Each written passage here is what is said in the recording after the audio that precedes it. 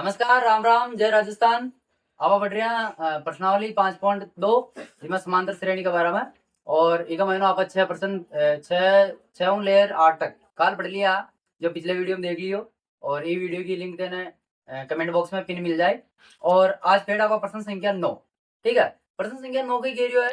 प्रश्न संख्या 9 क्या है कि भाई आपके पास में तीसरा पद है, तीसरा पद है मिलियो 4 और नवो पद है मिलियो -8। तो ये कह रहे हो कौन सा पद है जो जीरो होगा, ये बताना है भाई। ये ऐसा कौन सा पद आएगा जो जीरो होगा। ठीक है, तो अब करो देख। तीसरो पद मिलो, तीसरा पद ने क्या जमा आप काल सीखो आप के भाई। अगर तीसरो पद देड़ो तो 2 डी ले आवा, चौथो पद देड़ो तो 5 डी 3 डी ले आवा। ठीक है, तो देखो तीसरो पद ये मिलो तो अपन लिखा आप a+2d बरोबर में 4। सही है, आ समीकरण नंबर 1। और नवो पद मिलो अपन तो ए लेगा a+8d बरोबर में -8। आ समीकरण नंबर 2। मैं यह बात पहली की कि अगर एक ही प्रश्न में 2 समीकरण बढ़ जावे, एक ही प्रश्न में 2 समीकरण बढ़ जावे तो हमेशा दूसरी समीकरण में पहली समीकरण घटा ली। ठीक है, घटाओ तो घटाओ दूसरी में पहली a+8d बरोबर -8 और a+2d बरोबर में 4। घटाओ बाद चिन्ह चेंज किया रहा, माइनस माइनस और माइनस। घटाओ माइनस माइनस खत्म, 8d में 2d गया तो रह गया 6d, 17d 6d। और डी ना क्या -12, क्या ना आया -12, कहाँ का यो भी माइनस को है और वो भी माइनस को बढ़ गयो, अटा गया -12। डी बरोबर आया आपने क्या -12/6। छम काटो 17 बार 2 बार। ठीक है ना, 2 बार आए लेकिन माइनस को। डी को माना गया आपने -2, ये डी को निकल गयो। अब अपन निकालना कौन सा पद है जो जीरो होगा, लेकिन होगा भी तो सबका भी अपन चाहो ए पे तो कौन अपन ए निकालना वास्ते की करा पर डी को मान समीकरण 1 में रख दिया, पहले 2 में रख दिया, खिंचा जी में रख दो। रखो समीकरण 1 में रखने पर a+2 गुणा -2 बरोबर में है 4। a+2 ने 2 गुणा किया तो 4, तो -4 बरोबर में 4। ए बरोबर है अपन का 4+4, ए बरोबर हो जाएगा अपन का 8। यो ए को माना गयो। अब कह कौन सा पद जीरो होगा। मैं यदि आपने प्रश्नावली चली ना, यदि क्यों भाई अगर कौन सा शब्द आ जावे या फिर एन आ जावे तो उड़े एन में वहां पद आ जाए तो एन लिखा, और कौन सा आ जाए तो ए एन लिखा। ठीक है, तो कौन सा लिखो आपने तो उड़े लिखा अपन जीरो। सूत्र लिखो ए एन बरोबर a+n-1 गुणा डी।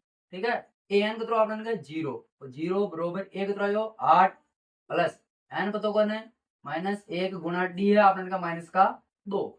ठीक है, 0 बरोबर 8 प्लस 2 ने एन गुणा करो तो आ जाए -2n, और ये माइनस और माइनस +2। ठीक है, अब संख्या ने संख्या में जोड़ दो, 8 और 2 10, तो अड़ा गया 0 बरोबर 10 -2n। संख्या ने संख्या की तरफ करो, 10 ने 0 की तरफ कह रहा तो अड़ा जाए -10 बरोबर में -2n। n को मान निकाल लो आपने, तो n को 2 को भाग देवा 10 में। ठीक है ना, तो -2n बरोबर है आपने -10। ठीक है, तो -2 का भाग देंगे, n बरोबर आएगा -10 बटा -2। माइनस से माइनस कैंसिल, 2 का भाग जाएगा 10 में कितनी बार 5 बार। तो कौन सा पद होगा, वो 5वां पद होगा जो कि वो बोलो जीरो होगा। ठीक है ना, और प्रश्न समझ आई होगा कि 5वां पद जीरो बोलो। और अगला प्रश्न देखा देख, अगला प्रश्न है अपने पास कि भाई ये कह रहा है 17वां जो पद है वो 17वां पद 10वां पदों 7 अधिक है। 10वां पद लिखा और 10वां पदों कितना अधिक है 7 अधिक है। 7 अधिक का मतलब 10 ज्यादा, 10वां पद में 7 जोड़ा ना जितनी जारी के बराबर बैठो लो। ठीक है, अब पहले तो 17 पद ने जमाओ a+डी 16d। ठीक है, बरोबर में a+9d 9d +7। ठीक है, तो अब देखो अभी मैं निकालना अपन डी, वो की कह रहे हो सारवांतर निकालो, सारवांतर का मतलब डी निकालना है। ठीक है ना, सारवांतर क्या है डी ने सारवांतर।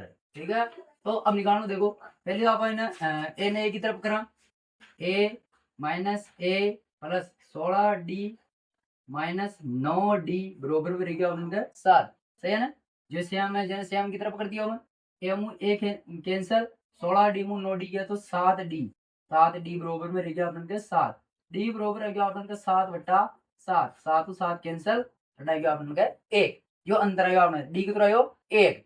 ठीक है, समझ नहीं हुई था वो खत्म आपने प्रश्न।